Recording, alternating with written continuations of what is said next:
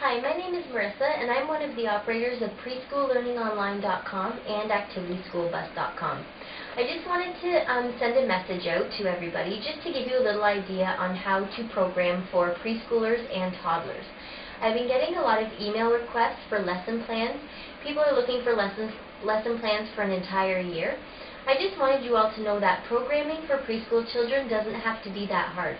You don't have to go searching for lesson plans. In fact, the answers are right in your own preschool classroom. All you need is a pen and a paper and observe the children while they are playing.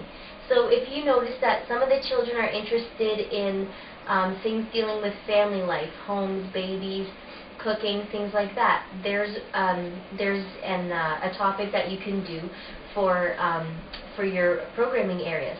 If a few other children are interested in things like camping or insects or bugs or well, they're the same thing, or dinosaurs or outdoorsy things, then those are things that you can write down. You can write down what they say, what they're interested in, and then you can program from that.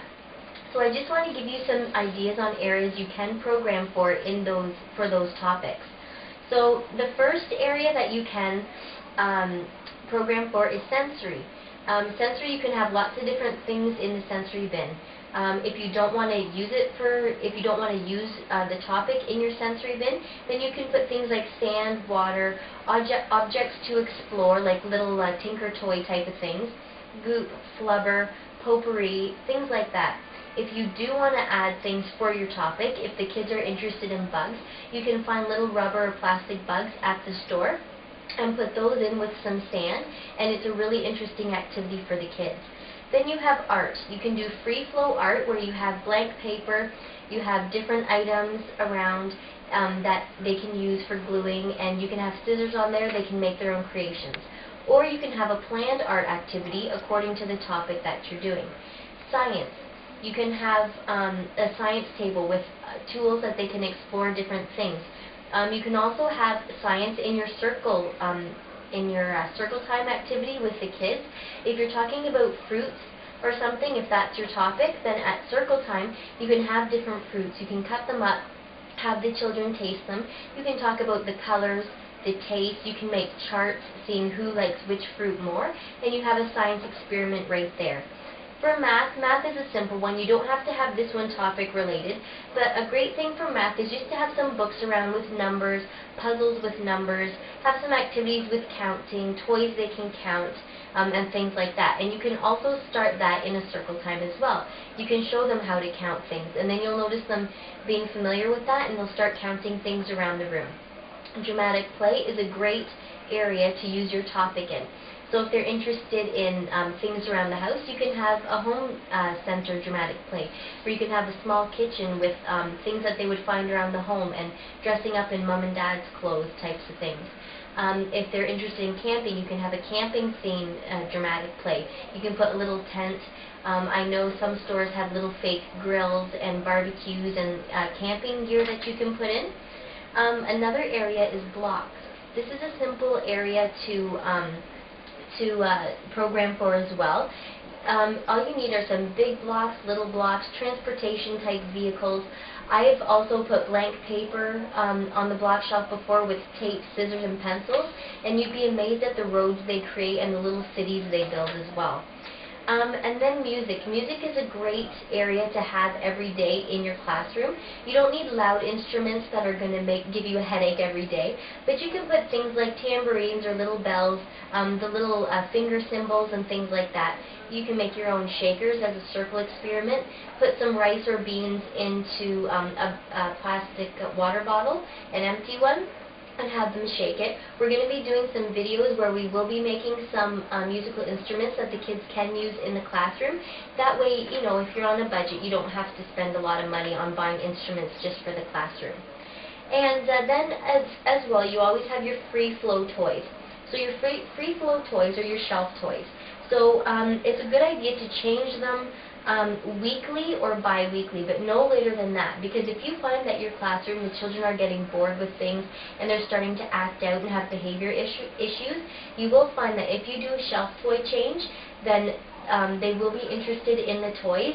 They'll spark their interest, and you'll notice a lot of the behavior issues dwindle right down. So an example for shelf toys would be real-life looking people toys that they can play with, any sort of toys that you know would spark their interest, little building toys, tinker toys, stacking toys, toys where they can sort things out and put sort things into the same shaped hole, put things in, and even cause and effect. So if they do this with this toy, then this will happen. So, you know, if they build a little marble maze, if they put the marble in at the top, the marble's going to come down at the bottom, and it's going to come out. So just little things like that to really keep their interest going. And then, of course, we have the quiet area. In the quiet area, I find a really good idea is to take pictures around the classroom when you're outside, different things that you do throughout the year. And every couple months, put some new pictures in a picture book and put it in the quiet area. And you'll notice a few of the children, or even one or two, will actually look at the book, and they'll all take turns looking at it, and they actually talk about the pictures and what's in there, and they remember events from what they did. And it's a really nice way for them to see each other, interact with each other, and be able to relate to what they're looking at. It's a good idea to have age-appropriate books. So if they're just learning to read, you know, have like simple sentence books. If they're toddlers, have one-word books or just picture-type books. You want to have soft pillows, blankets, cuddly toys, and also felt stories in there as well that they can act out on their own by using the pieces. And now puzzles. No, I don't have puzzles. I didn't say that yet. So yeah, puzzles. They're a great idea to do. As with toddlers, you would want to have puzzles that just have 3 large pieces with the pegs that are easy for them to pull out and put in, because that helps with fine motor skills, you know, little grasps that they need to learn.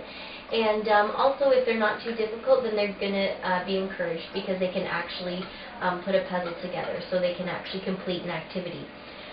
If the children are preschoolers, you can get into puzzles with a few more objects on them, but nothing too hard as well, because you want to make sure that they're able to complete the puzzle as well. So for both ages, you can have numbers, letters, familiar objects, like fire truck puzzles, bug puzzles, girly puzzles, boy puzzles, you know, things like that. And then last but not least, we have the computer area. Now, a lot of people don't want their children on the computer, but at the same time, with the time that we're living in, obviously everybody is using computers and gadgets and things like that. So a good idea is just to have some strictly educational games for children to use. They have wonderful games out there for toddlers where it's just strictly with the mouse. They can learn how to click on things and they'll be able to see things happen. And then for preschoolers, they're about the same, just with a little more instruction. So as long as they're educational games and you limit their time to about 15-20 minutes at a turn. For toddlers, it would be less, maybe 5 or 10 minutes, but their attention span might take them off earlier. But yeah, so just give them a few minutes each day just to develop their computer skills and make sure they're educational games, and they'll benefit from that as well. Now for toddlers, you wouldn't want to implement all those areas that I said every day. You would only want to choose a few, so you could rotate. So for a couple days you could have sensory and art, and then the next day you could have science and math. And then the next day you could have dramatic play and blocks. Although dramatic play and blocks you might want to keep out as activities they can go to every day because they are fun. Now I know that was a lot of information that I just said. I will have some more information on each of these topics and how you can use them for what the children are interested in. I'll think of different topics that you might find that your children are interested in, and I will post them on the website in our activities section. So I hope I didn't overwhelm you, but I hope that I did give some of you some good ideas if you happen to come across this video. So please visit www.preschoollearningonline.com, and in our activities section I will have activities for each of these programming areas for you. Thanks a lot for listening to the video, and I'll see you soon.